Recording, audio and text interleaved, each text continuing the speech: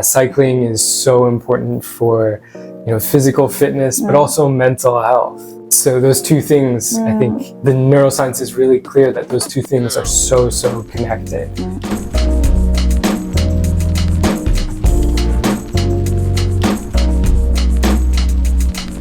Hi, Sam. Thank you so much for attending our podcast today. Okay, so please imagine there are many audience looking forward to your amazing journey. So please introduce yourself, your name, and then what do you do in San Francisco? Sure. Yes. So my name is Samuel Matson. I run a company called Saga Holographic. We use holographic technology, light field technology with artificial intelligence to create 3D fitness experiences visible to the naked eye, no headsets or eyewear.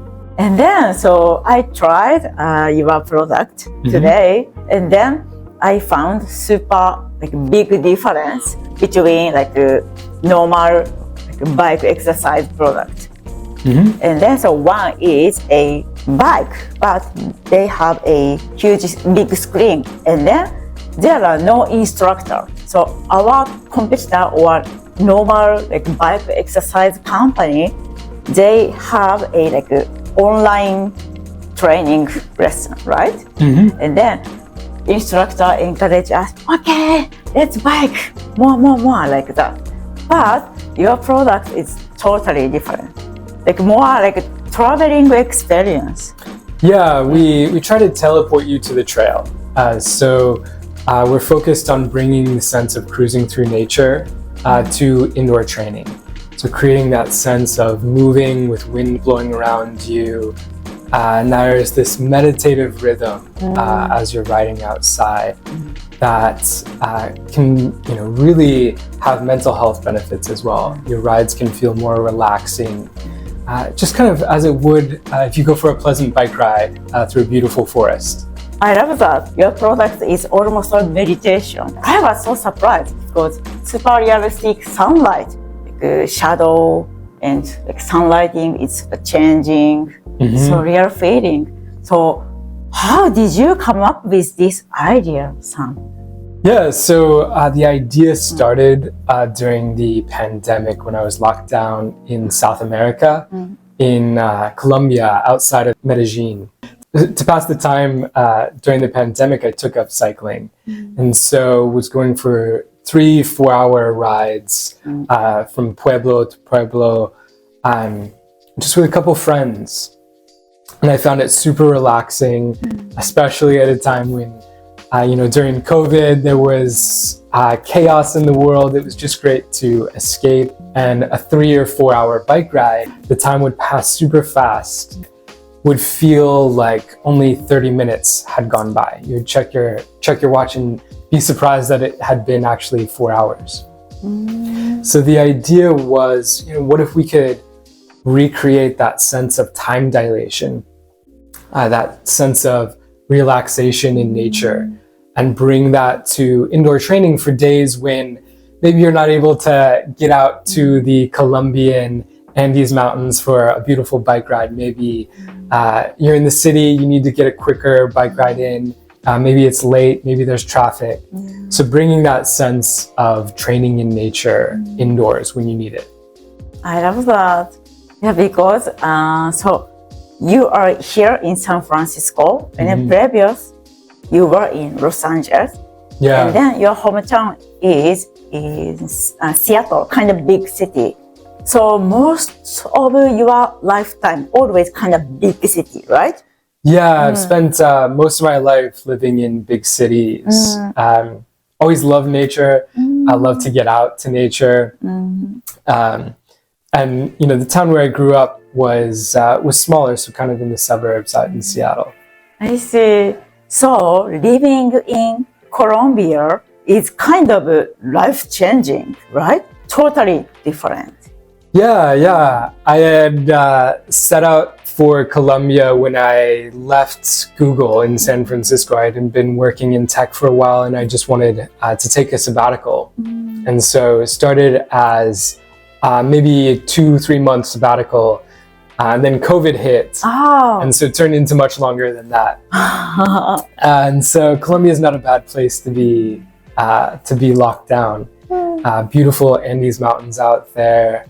They call it the land of the eternal spring. So the weather is kind of an perfect 70 degrees Fahrenheit all year round. Oh, nice. So thanks to like lockdown, but living in Colombia, so originally your passion like biking in the city, but you brought this passion to the nature, big nature, and then mixing. Oh, biking in nature is almost a meditation, good for release our stress. And then you started to your startup. Exactly. Just getting out of the city and being, riding through forests, I started to realize how important it is to have even a couple hours a day immersed in nature, how powerful that can be.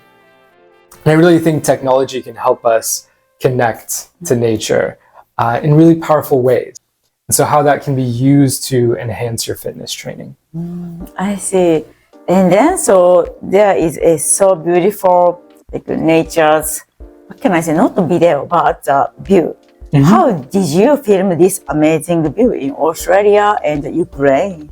Yeah, so we go out into actual locations. We scan using photogrammetry, a technique that you take a bunch of different photos from all different perspectives of foliage, trees, bushes, ground cover, dirt, road, and you take that into 3D modeling software. And we use that to generate 3D models of kind of nature objects. We use that to generate something called a biome. So a biome is a procedural representation, actual nature location. And so we understand how the nature will interact with each other. So we understand what types of bushes grow around what types of trees. And then taking a location like, say, Australia or the Swiss Alps, we can go in using mapping data like Google Maps, create a topographical map of the trail, and then populate that with this nature data to create a very, very vivid reconstruction. Amazing. The screen is almost just a computer, like Apple computer, but turn on, and then there is a flat 2D part and also 3D part. So Exactly. Could you please describe this? Yeah, so we use a LCD, a traditional LCD, mounted with a microlens array overlaid on that. So that microlens array enables us to split a separate image into the left eye and the right eye. And then we add on a sight tracking camera, so we understand where your head is positioned in real 3D space. And that lets us create this vivid 3D hologram. It feels like an object is floating out in front of you, right? And it can also feel like you're looking deep into virtual space, like you're looking deep into that forest. And all this is super important in creating the sense of motion, creating this believable sense that your mind accepts as real, that you're actually moving through space. And it turns out that when we recreate that sense of moving through space, we're able to tap into a phenomenon called optic flow. Optic flow is something that's been talked about by neuroscientists like Daniel Huberman on his podcast. And what that is essentially just our eyes naturally move from left to right when we're moving. So whether you're walking or especially riding a bike, your eyes are moving left to right. And this creates a very calming sense. There's a branch of psychology known as EMDR therapy. And so what this does is recreates the eye movement aspect of that. Just by recreating that eye movement, we're actually able to trigger a more relaxed state, that can be used to treat post-traumatic stress syndrome, anxiety. And so this is intuitively what anyone who's going out riding their bike is feeling. They come back saying, I felt super relaxed. And so what we're doing is recreating what it is about cycling that makes you relaxed. How did you find your team members?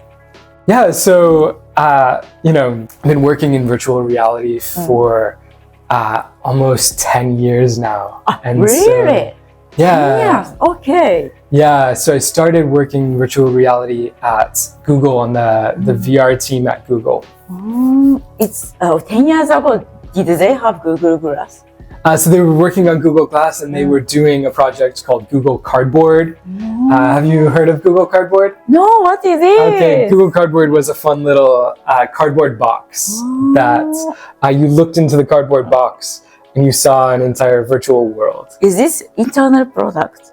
So it was a physical product, a physical cardboard box with you could slot your phone into the cardboard box. Did they sell this product? They did. So yeah, we sold it through third parties, and we did partnerships with like Disney on their Star Wars campaign. I see. Okay. Yeah, so worked on that and worked on, of course, more secretive, more advanced VR headsets there as well.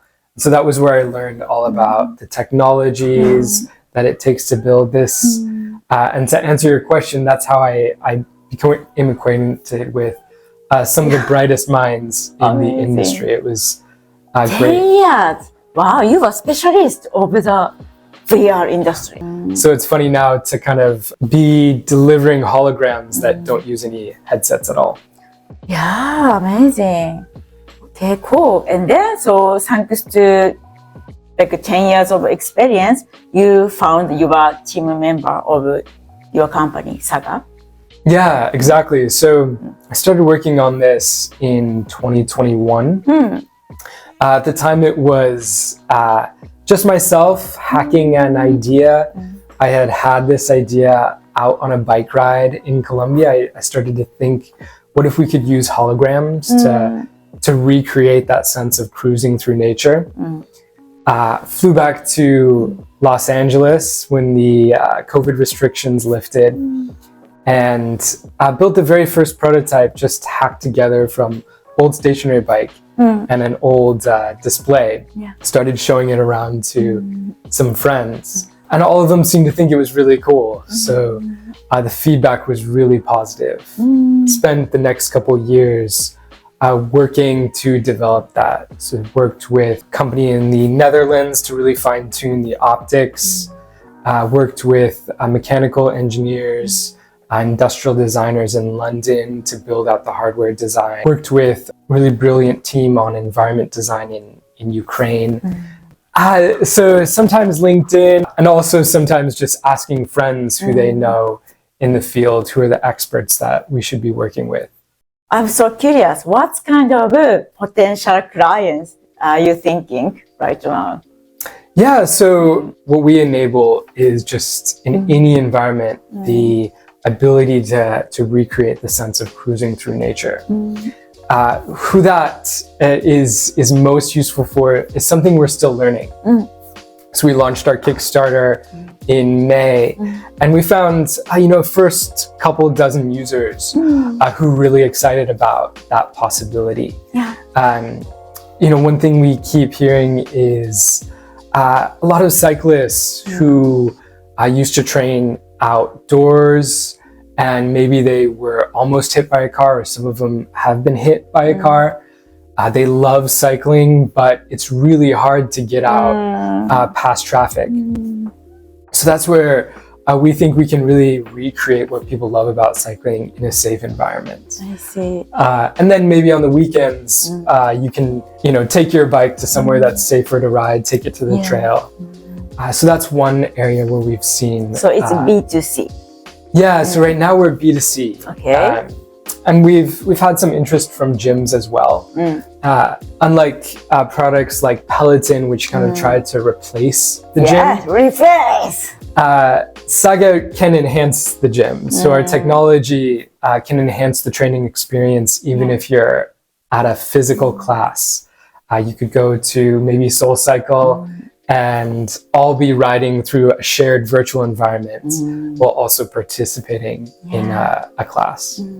So I have one idea, not only B2C. For example, we can reach out to big company who has like a immersive experience, virtual kind of theater, interaction experience. Yeah. And then so maybe we can collaborate. And then, for example, the concept is Africa. We cannot go to Africa easily from Japan, super far. But thanks to this 30 minutes ride. And then like a kind of attraction. Okay, let's do together bike riding tour with amazing view, but without this headset.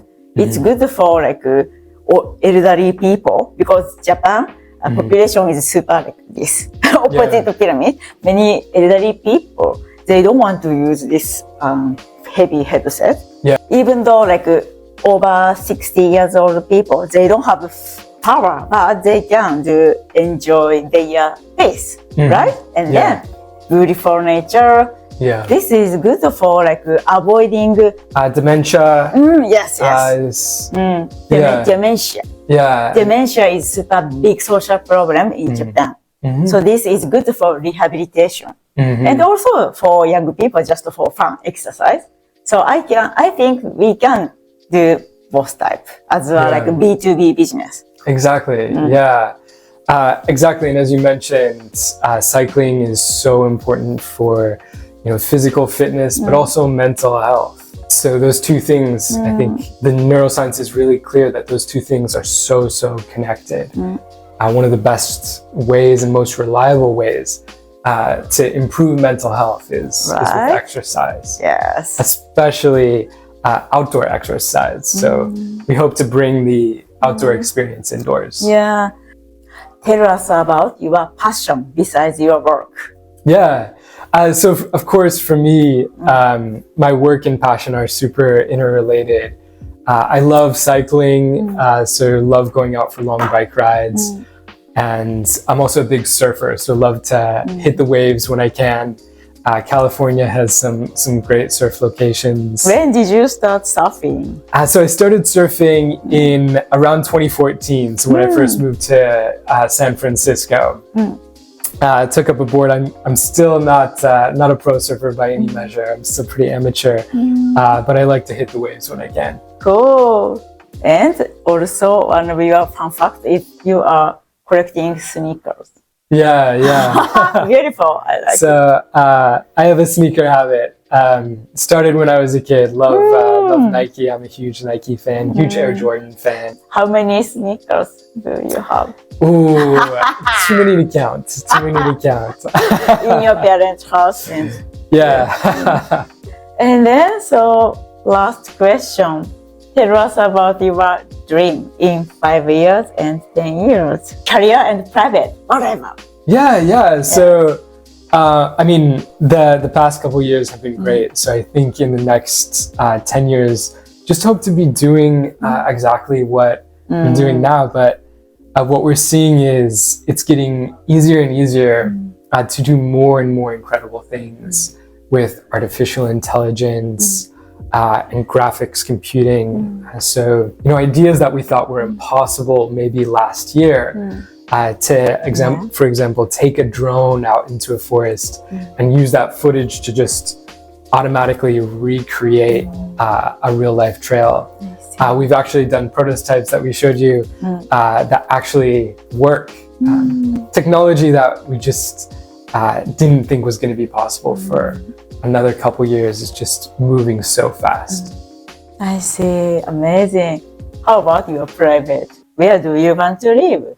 I love Los Angeles, so have a residence in Los Angeles, Santa Monica there. Love being close to the water, able to get out for a surf or go up to the trail for a bike ride. I see. So like having a house in Los Angeles and then maybe coming to work for San Francisco, and then of course you love Colombia, so sometimes you want to travel? Yeah. So I travel to Colombia often. Love traveling to South America. There's great hiking out there. Nice. Love it here in San Francisco as well. Such a special city. I see. Okay, so last question.